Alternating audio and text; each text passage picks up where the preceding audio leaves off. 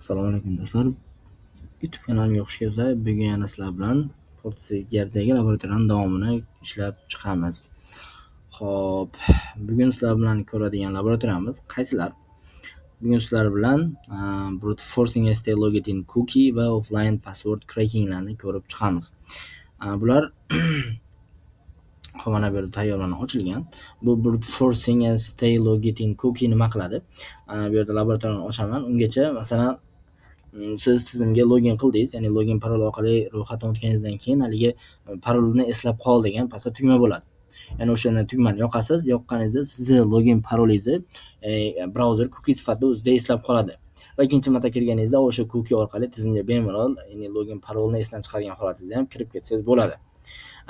O'zi aslida bu yerda cookie o'sha tizim tomonidan yaratilgan cookie'lar tasodifiy raqamlar, harflardan yaratilgan bo'lishi kerak, lekin ba'zida dasturchilarning xatosi tufayli oddiy kodlash orqali, ya'ni base64 formatda yoki juda ham sodda bo'lgan MD5 hash formatidagi ma'lumotlarda, ya'ni hash formatda shifrlab qo'yadi. Buni buzish juda ham oson, ya'ni cookie'ni sodda holatda yaratib qo'yadi. Va bugungi ishlaydigan laboratoriyamiz xuddi shu juda ham sodda yaratilgan cookie orqali biz to'g'ridan-to'g'ri Carlosni akkauntiga kirishimiz kerak bo'ladi. Va bizda mana bu yerda Xo'p, laboratoriya ochildi va qaranglar, mana shu yerda birinchi navbatda men ro'yxatdan o'tib olaman.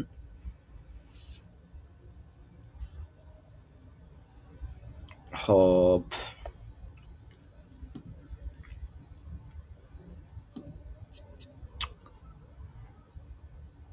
Weiner va Peter. Mana shu yerda mana stay logged in, ya'ni saqlab qolish tugmasini yoqaman. Yoqqanimda mana shu Weiner Peterni brauzerimiz cookie sifatida o'zida saqlab qoladi.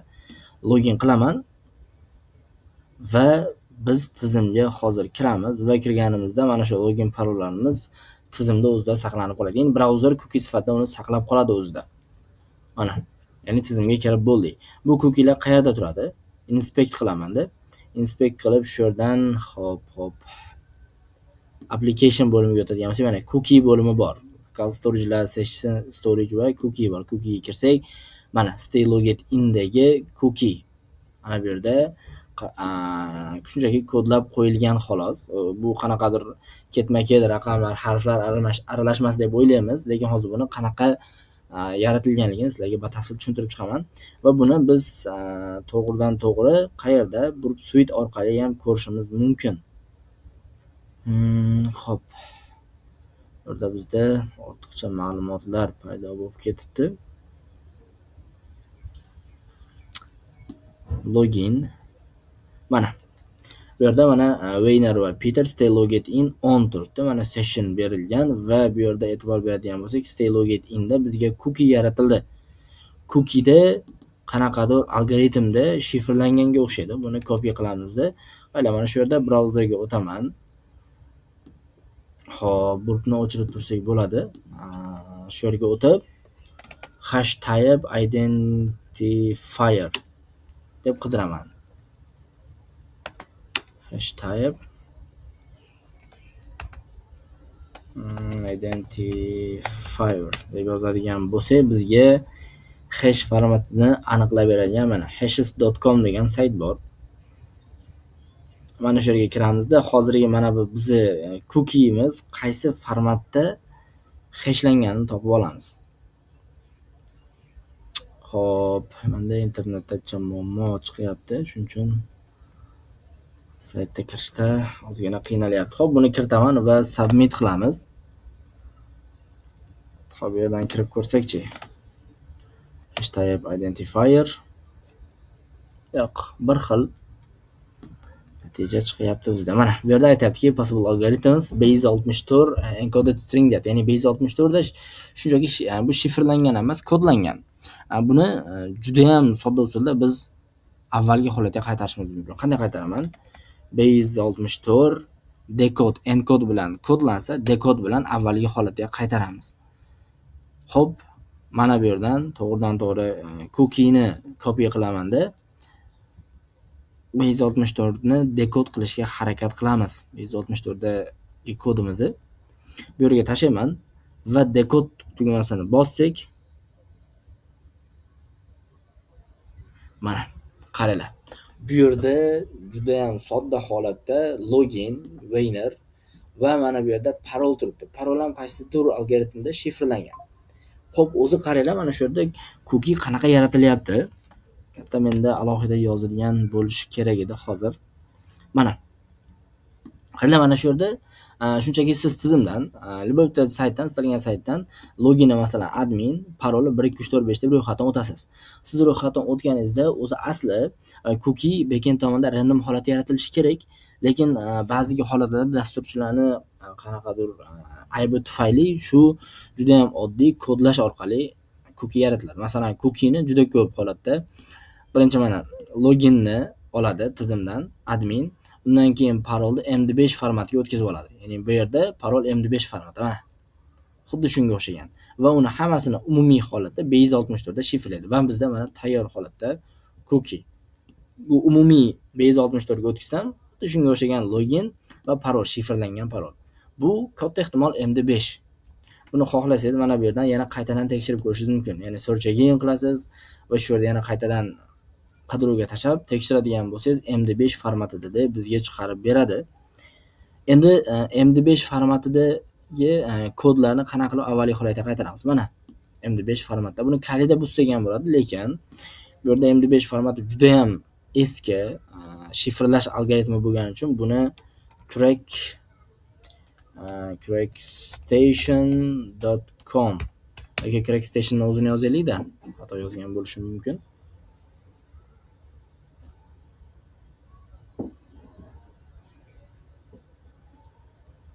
Mana crackstation.com saytini ochib berdik. Mana shu crackstation MD5, SHA1 juda ham eski algoritmlarni buzish uchun yaxshi sayt. Ya'ni osongina buzib beradi. Kalida John orqali buzsak ham bo'ladi yoki hashkat orqali buzsak ham bo'ladi, lekin mana shu sayt bizga buzish uchun anchagina qulay. Xo'p. Demak, mana bu yerdagi Base64 dagi kodni olamanda Crackstation saytiga tashlaymiz. Bizda sayt hali to'liqligicha ochilmadi.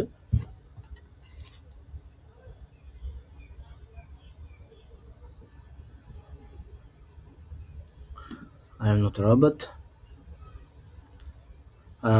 Hop.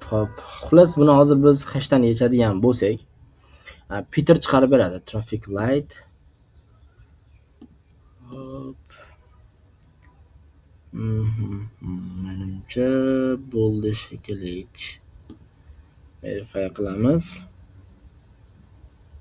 Bo'ldi, mana crack hash qilaman. Mana bu hozir buzishni boshladi. Mana result Peter. Demak, bizga mana bu kodni buzilgan holati Peter ekan. Mana oddiy holatda biz hech qancha vaqtga yetmasdan biz login bilan parol topdik. Winner va 2 nuqta Peter holatda nima qilinyapti? Bizga login bilan parolni topib beryapti.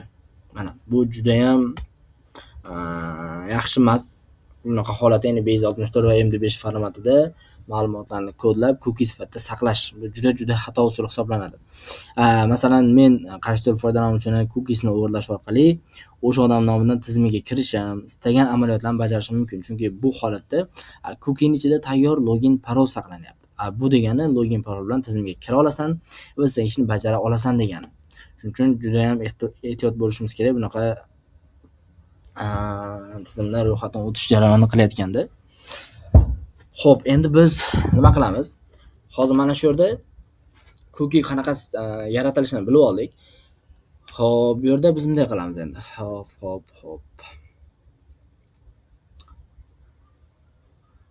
Winner accountiga kirildi. Va mana shuni repeaterga jo'nataman. Accountga kirilgan holatini repeaterga jo'natdim. Va mana bu yerdagi winnerni Carlosga o'zgartiraman. Va stay logit inni repeaterga emas ekan, intruderga jo'nataman. Stay logit inni biz brute force qilamiz. Qanday brute force qilamiz? Bizda tayyor login bor, parol bor. Login bilan parollardan xuddi shunga o'xshagan biz cookie yarata olamiz. Ya'ni brute suite'ning o'zida biz tayyor shablon orqali xato ketdi.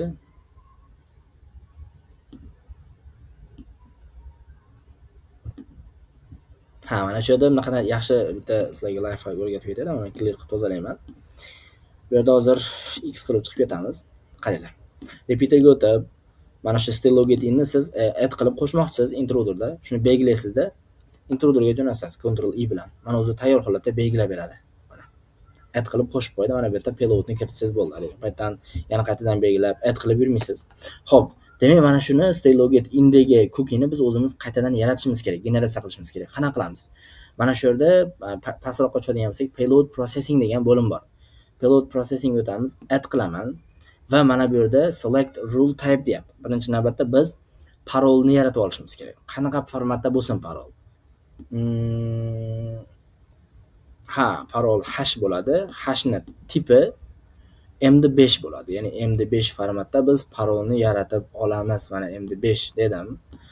Yaratiladi. Parol xuddi shu formatda yaratadi. Endi biz mana shu yerda add prefix degan narsa bor. Add prefix bu kim qilamiz bu yerda?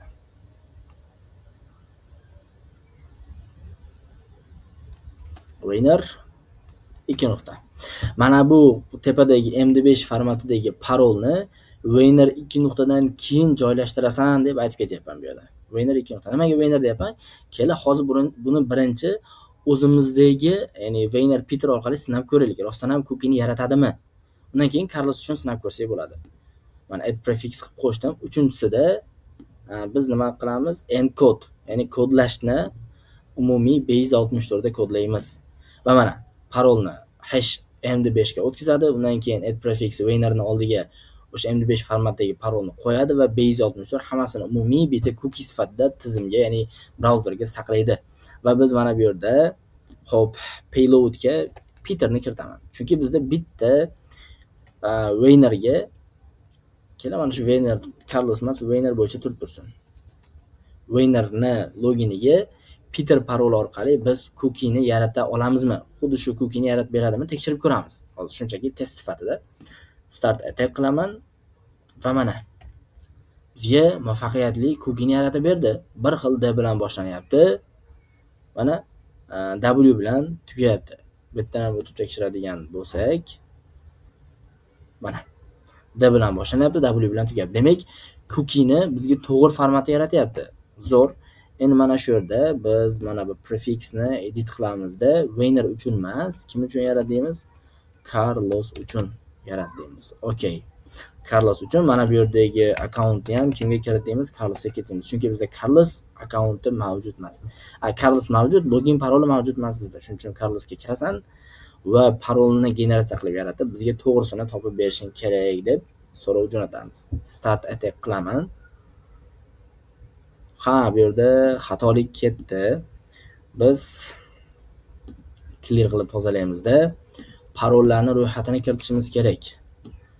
Chunki bizda Carlos uchun parollarni xuddi shu yerga bitta nima qiladi? Cookie sifatida yaratib, Carlosning akkauntiga kirishga harakat qiladi. Chunki cookie bo'lsa tizimga kiraladida. Mana.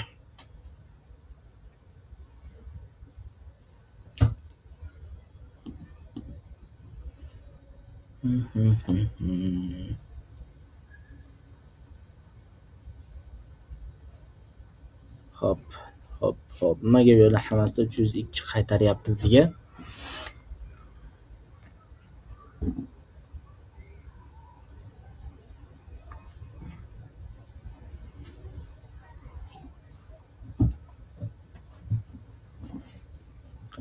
Carlos uchun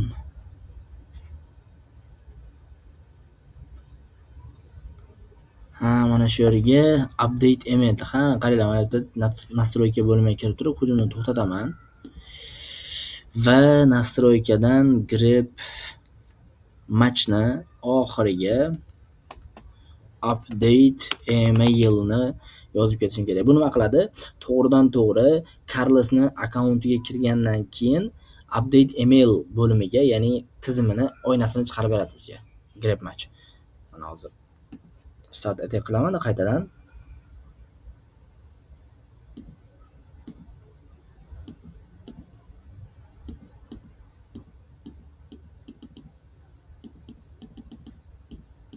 Xo'sh, hammasini o'zida qabul qilyapti.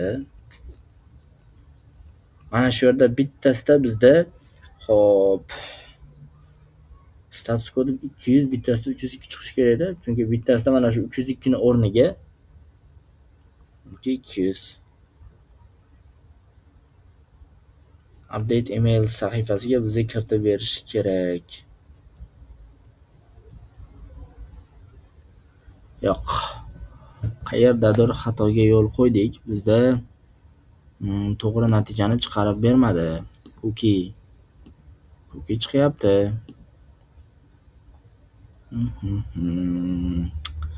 Xo'p, qaytadan harakat qilib ko'ramiz bu yerdan. Get my account winner, still getting cookie. Intruderga jo'natilyapti. Avtomatik qo'shildi, to'g'ri. Xo'p. Hashname ni 5 qildik, prefixni winner qildik, keyin bir marta Carlosga o'zgartirdik. Mana, change ID parameter request URL to Carlos instead of winner deya, ya'ni winner o'rniga Carlosni qo'yishing kerak deyilyapti. Qo'shdik. Update email qildik va bizda nimaga bu yerda xatolik bo'ldi? Update email qo'shildi. Payload biriktirdik. Cookie'ni tanlaganmiz. Ajoyib. Hop, start qilaman.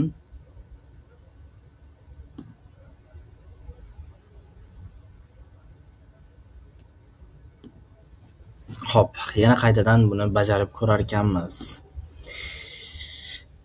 Hop. Kiraman. Yoqamiz. Weiner. Peter. Saqlab qo'ydim. Va bu yerda qaytadan buni to'g'ridan to'g'ri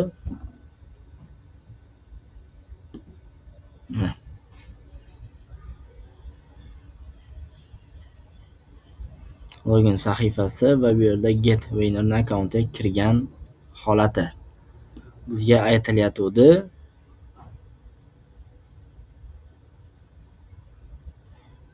Keyin bu yerdan biz akkauntdan chiqib ketishimiz kerak ekan, log out qilib.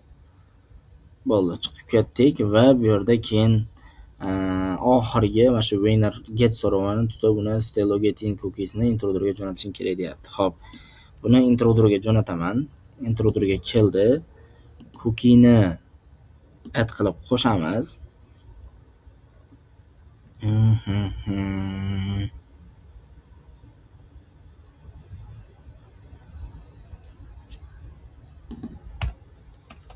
Carlos.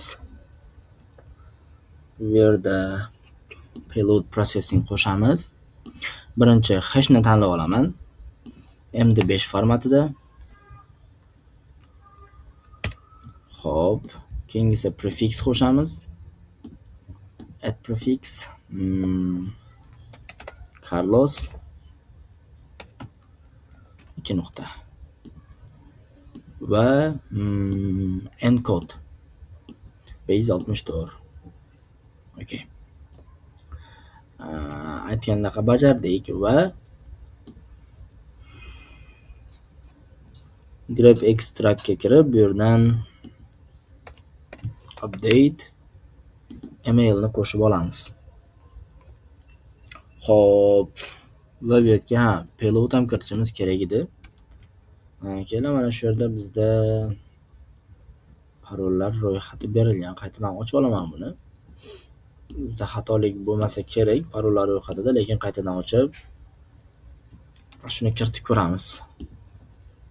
Va start attack amalga oshiraman hujumni.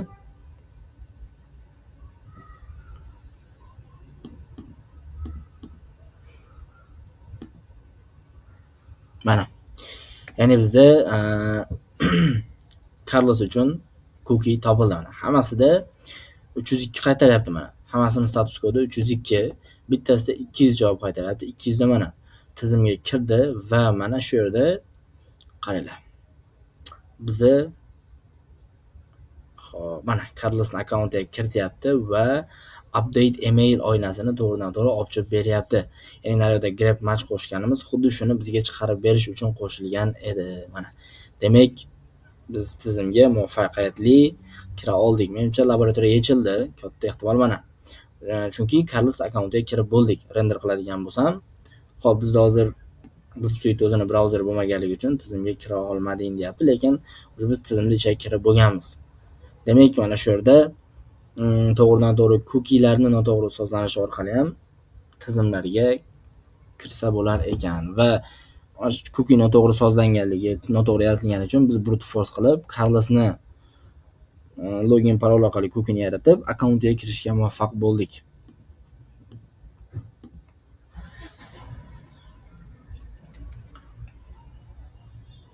Xo'p. Endi keling, mana shu yerda offline password cracking. Xo'p, laboratoriyasini amalga oshirib ko'ramiz.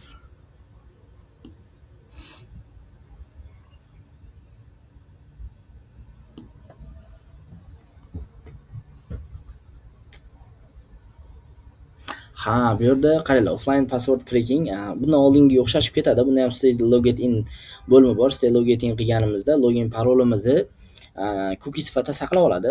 Faqat mana shu yerda bizda comment qismida, ya'ni o'sha blokni tegi qaysi bitta comment qismida XSS, ya'ni stored XSS zaifligi bor.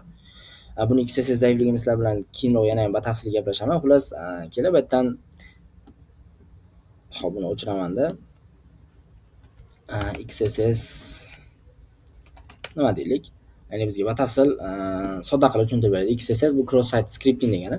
Bu xavfsizlik zaifligi bo'lib, bunda hakkerlar ishonchli veb saytlarga zararli JavaScript kodlarini kiritishadi.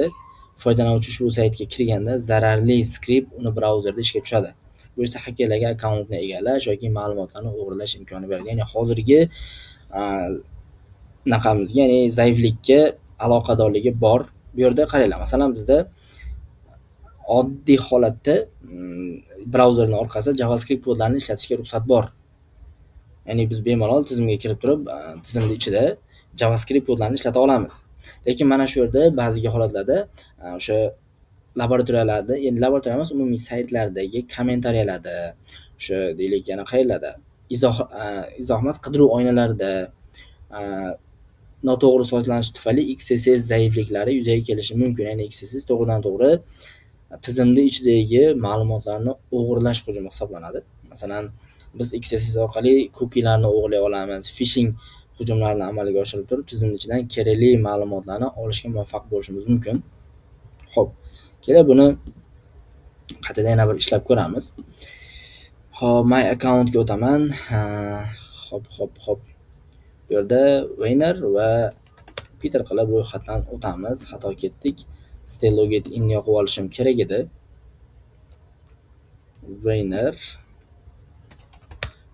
Voy, yana enterni bosib yubordim adashib. Weiner, Peter. Stay login in. Login. Bo'ldi. Tizimga kirdik. Mana shu yerda endi qaranglar. Home ga o'tib turib, istalgan birorta blokka kiraman. Blokka kiradigan bo'lsak, mana bu yerda blok yozilgan. Bridgman degan odam yozgan ekan 2026-yilda. Xo'p, va bu yerda mana izohlar. Kommentar yozilgan. Kelib biz ham kommentarga kiritib ko'ramiz. Shu yerda masalan nima deylik?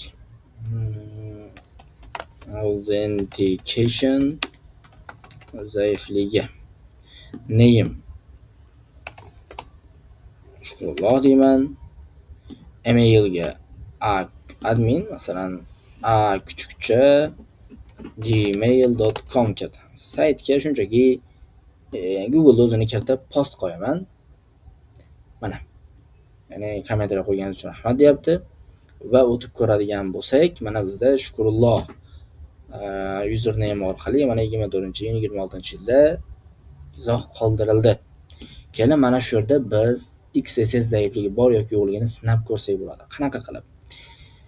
XSS da stored XSS bor. Xullas, stored XSS to'g'ridan-to'g'ri ma'lumotlar bazasida bizga yozgan zararli kod saqlanib qoladi va mana shu, ya'ni saqlanib qolganda qayta foydalanuvchilar o'sha saytga kirganda ma'lumotlarni o'g'irlab jo'natadi. Masalan, XSS ni aniqlash uchun eng ko'p ishlatiladigan zararli kod. Xo'p, mana bu yerda mana script JavaScript kodini, ya'ni JavaScript tagi bu shunchaki alert 1 yoki alert nima deyman? Salom. Mana. Xo'p, endi buni yana copy qilaman-da yoki mana shu kommentariyam bu yerga izohga shunchaki ali deymiz, pochtaga kirit. Ani veb-sayt shart emas. Izoh qoldiraman. Izoh qo'yildi. Qaranglar, men hozir kommentariya sahifasiga o'tishim bilan menda hozir zararli yozgan skriptim ishga tushishi kerak agar XSS zaifligi bo'lsa. Mana. Bizda XSS kodimiz ishga tushdi. Haligi skript kodi to'g'ridan-to'g'ri brauzerning orqa fonida JavaScript kodini ishga tushiryapti va alert mana bu oynani bizga chiqarib beryapti. Va o'rtadagi salom degan so'z. Mana shu XSS zaifligi. Biz yozgan ma'lumotni kichkina oyna orqali ekranga chiqaryapti. Lekin biz to'g'ridan-to'g'ri mana shu yerda hozirgi yozilgan skriptni mana bu ichidagi salom so'zini o'rniga document.cookie komandasini yozib turib, to'g'ridan-to'g'ri mana shu saytdan men ro'yxatdan o'tganman, o'zimni cookie'imni tizimning ichidan olib chiqishim mumkin. Masalan, qaranglar, hozir bizga cookie'imizni olib chiqib beradi. Back to block qilaman. Qaranglar, stored XSS bo'lgani uchun har bitta yozgan zararli kodimiz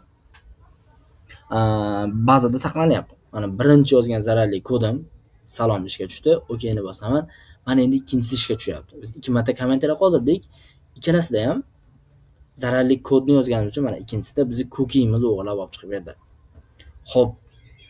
Endi nima qilamiz? Mana shu yerda birorta tanishingizni, deylik, tanishingizga o'sha birorta sayt ichidan siz XSS zaifligini aniqlasangiz, o'sha saytni oxiriga shunaqa zararli skriptlarni yozib jo'natasiz. O'sha tanishingiz siz jo'natgan linkni bosadi. Shu odatdagidek tizimga kirib bemalol ishlatish mumkin, lekin o'sha sizga u to'g'ridan-to'g'ri shunga o'xshagan ma'lumotlarni jo'natib turadi. Biz ham xuddi shunaqa qilishimiz kerakki, bu yerda mana aytilgan tayyor mana skript orqali bizda nima qilish kerak? O'sha bosgan odamning cookiesini o'g'irlab turib bizga jo'natish kerak bo'ladi. Va bizda qaranglar, mana shu yerda tayyor skript yozilgan. Bu skriptni copy qilaman-da.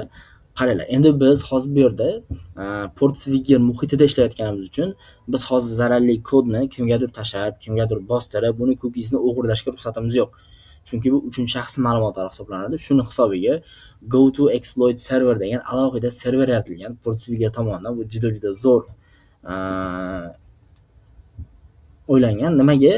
Bu orqali biz zararli kodlarni uchinchi shaxs sifatida ishlatib ko'rib, natijasini to'g'ridan-to'g'ri o'zimiz yozib olamiz. Ya'ni exploit server bu uchinchi shaxs. Uchinchi shaxs deb tasavvur qilamiz. Mana bu yerga body qismiga hozirgi zararli kodni joylashtiraman. Mana bu yerda your exploit server ID ga mana biz mana shu exploit serverimizni mana bu ID'si. Shu ID'sini kiritaman. Bu o'sha tanishimizni, deylik, saytining linki. Shunga kiradi, ya'ni tanishimiz bu saytdan o'zi odatda ro'yxatdan o'tib bo'lgan. Masalan, deylik, bank.com saytidan ro'yxatdan o'tgan.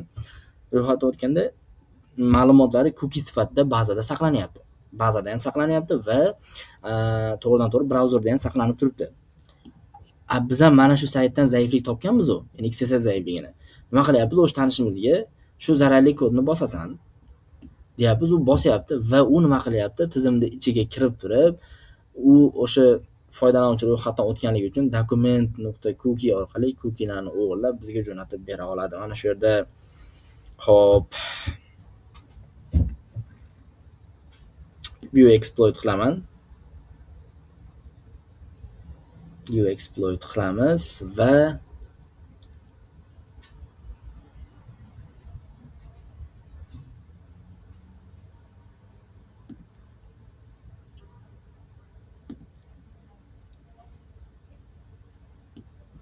open access log deyapti. Ya'ni buni saqlab jo'natganingdan keyin access logni ochasan deb aytib ketyapti. Xo'p. Store qilib saqlaylikchi. Saqlaganimizdan keyin hop bu yerda access logni ochib ko'ramiz. Ya'ni loglarning ichiga bizga cookie'lar kelgan bo'lishligi kerak. Yo'q, bu yerda cookie kelmabdi bizga hali.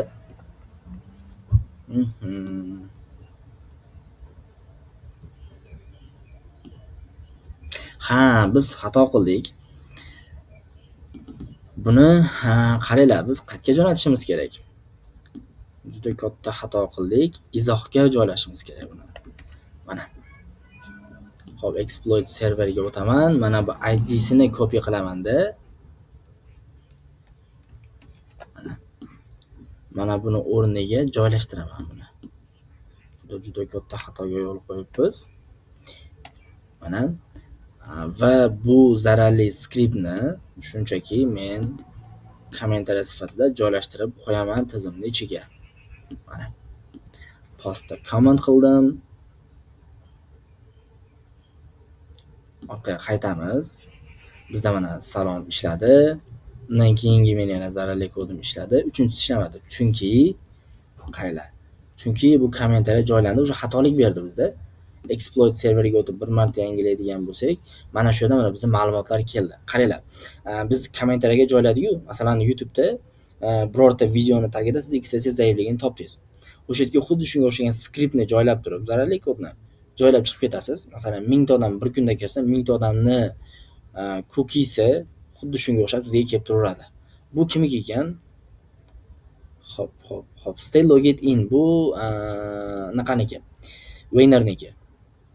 Bizga mana chunki D bilan boshlanib W bilan tugardi-da, Wayner'niki. Bizga mana bu tepadagi secret sahifasi kerak. Mana stay logged in bu kimniki? Carlosniki. Mana Carlosni cookiesini olamiz va buni biz qaytadan yana yechishimiz kerak.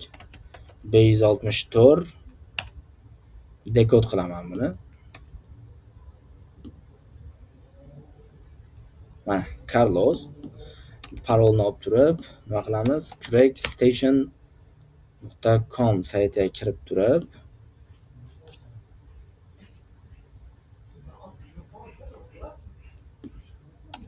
parolni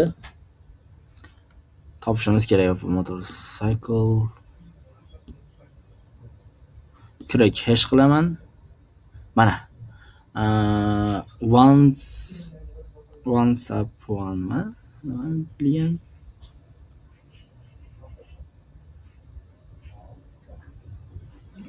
once upon a time deyilyapti. Xullas mana shu parol ekan. Xo'p, bu yerda nima qilamiz endi? To'g'ridan-to'g'ri biz Carlosni akkauntiga kirishimiz mumkin bemalol. Men akkauntga o'taman-da, logout qilib chiqib ketaman. Qaytadan kiramiz. Carlos parolni olaman, yoqib login qilamiz va mana Carlosning akkauntiga muvaffaqiyatli kirdik va bizga aytilganda Carlosning akkauntiga kirasan.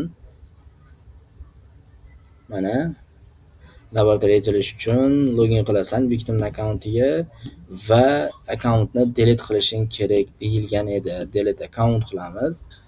Parolni kiritaman, delete account va bizda mana Carlosning akkauntiga kirdik va akkauntni to'liq o'chirib tashladik. Delete account qilib va bizda laboratoriya ochildi. Demak, bu yerda nima qilyapmiz? XSS orqali, XSS zaifligi orqali cookie'larni o'g'irlab, to'g'ridan-to'g'ri tizimga kiryapmiz va akkauntni o'chirishni muvaffaqiyatli bajarib chiqdik. Demak, bundan oldingi laboratoriya bilan mana brute force stay logged in cookie bilan offline password cracking o'xshash. Ikkalasida ham cookie bor. Cookie noto'g'ri sozlangan, ya'ni shunchaki B164 da kodlangan va biz kodlangan ma'lumotni olyapmiz ikki xil usulda va akkauntga muvaffaqiyatli kiryapmiz. Xo'p, shuning uchun iloji boricha cookie'larni generatsiya qilayotganda random holatda generatsiya qilingan yaxshi tavsiya qilinadi. Bunga o'xshagan login parol bilan cookie'ni yaratib qo'ysa, juda xavfli oqibatlarga olib kelishi mumkin. Shu iloji boricha mana shu kichkina holatlarni ham e'tiborga berishimiz kerak. Biz bu kichkina holat emas, juda ham xavfli holat hisoblanadi. Bunaqa login parol orqali cookie'larni yaratib generatsiya qilib tizimda saqlashi.